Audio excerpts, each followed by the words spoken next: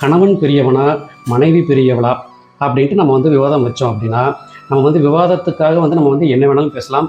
நம்ம வந்து மனைவி தான் பெரியவங்க, கணவன் தான் வந்து ஒரு வீட்டுக்கு வந்து பெரியவங்க, குடும்பத்தோட முன்னேற்றத்தில் வந்து கணவன் தான் வந்து அதிக பங்கு வகிக்கிறாரு, இல்லை அந்த குடும்பத்தோட முன்னேற்றத்துக்கு வந்து பெண்கள் தான் வந்து அதிக பங்கு வகிக்கிறாங்க அப்படின்ட்டு நம்ம எப்படி வேணாலும் வந்து நம்ம பேசி வந்து விவாதம் செய்யலாம். ஆனால் ஒன்றை மட்டும் நம்ம வந்து தெளிவாக புரிஞ்சுக்கணும். ஒரு வீட்டில் மனைவி இல்லாமல் ஒரு கணவனால் அந்த குடும்பத்தை முன்னேற்ற பாதைக்கு கொண்டு செல்ல முடியுமா அப்படின்னா நிச்சயமாக முடியாது. ஒரு சில ஆண்களால் வேணால் வந்து அது வந்து சாத்தியப்படலாம்.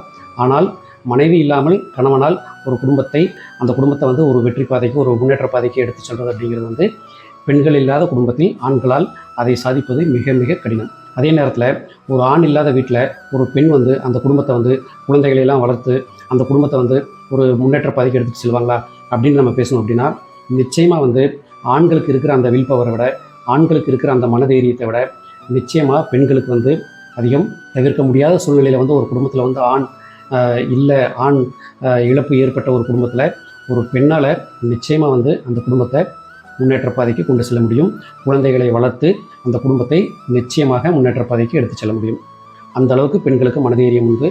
அதே மனைவி இல்லாத பெண்கள் இல்லாத குடும்பத்தில் ஒரு சில ஆண்களை தவிர நிச்சயமாக வந்து பெரும்பாலான ஆண்கள் அந்த குடும்பத்தை தனியாக இருந்து கவனித்து முன்னேற்ற பாதைக்கு எடுத்துகிட்டு செல்வது அப்படிங்கிறது வந்து ரொம்ப ரொம்ப கஷ்டம்.